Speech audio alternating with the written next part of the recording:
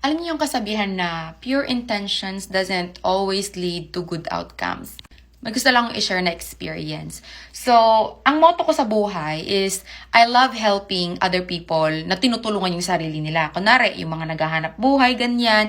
Sa kabila ng hirap, init ng araw, pagod, ganyan. Yung gusto talaga nila, nagsisikap sila. Mas gusto ko yung tulungan kaysa sa mga taong ayaw nilang mag-work or magkaiba kasi yung ayaw sa hindi pwede. Dumaan din ako sa part ng buhay na walang-wala ka, ni piso wala. So parang alam ko yung pakiramdam. So as much as possible, kung kaya kong tumulong, tutulong ako sa mga taong tinutulungan ang sarili. Yun yung motto ko talaga. So halimbawa, sa mga tricycle driver, ganyan. Kunyari yung pamasahe, 150, gagawin kong 300, ganyan.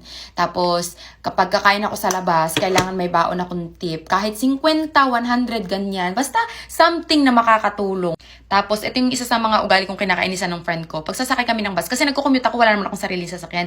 Magko-commute ako, kahit hindi ko naman bet kumain ng mais, mani, ganyan, buko pie. Basta nakikita ko yung tao na parang, nakikita mo sa mukha niya, hindi ko alam, nararamdaman ko lang na itong tao na to hindi pa nakakabenta, or kailangan niya ng konting motivation, kailangan niya ng, kahit isang tao lang ang bibili for today, parang ganon. So, bumibili ako, kaya ending, dami kong bit-bit na supot pag uuwi ng Tarlac. Pero hindi naman lagi-lagi. Pero as much as I can, ako kasi basta naramdaman ko, kunwari, nagbebenta ng basahan, ay bibigyan ko na lang ng pera tong bata na to. Tapos, sige uwi ka na, total nabenta mo naman yan, pwede ka na siguro magpahinga. Kasi sa Pampanga maraming ganyan, lalo sa SM, yung may mga tinda silang basahan. Alam mo yung bibigyan mo na lang sila.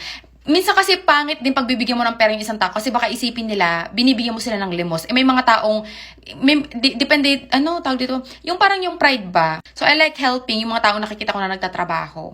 So, one time, pumunta kami sa isang lugar ng parents ko. Sakto, may nagtitinda ng prutas and tirik na tirik yung araw. Gusto ko naman talagang bumili ng mangga. I think yung mangga that time is 300, 3 piraso. Kung tutuusin, mahal yon dahil in season naman ang mangga. Pero, syempre, pag pupunta ka sa mga lugar na sa palengke, ganyan, lalo na sa beach, yung nagtitinda ba sila sa sa gilid-gilid. So, expect mo na talaga na pricey. So, dahil gusto ko na ding tumulong, 'di ba? Kasi tirik na tirik nga ang araw, bumili pa ako ng isa pang prutas. I think naka 800 ako sa kanya. Hindi I think 800 talaga.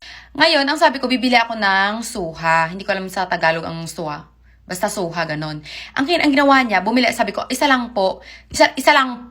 Ang ginawa niya, kinat niya 2. O, di na magbabayad na ako, nagulat ako kasi 2 palang binigay niya kahit sinabi ko isa lang. Malinaw naman yung sinabi ko, isa lang po. Tapos sabi niya, ay, mahihirapan na akong bitbitin yan.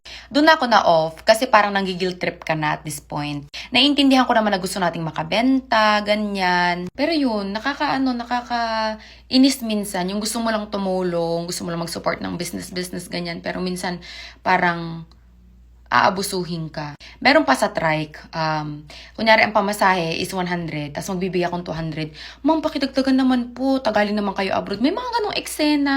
Pero kahit ganon, that doesn't stop me from helping other people. Mapili ako sa mga taong tinutulungan ko. Medyo nakakasad lang, kaya na-share ko.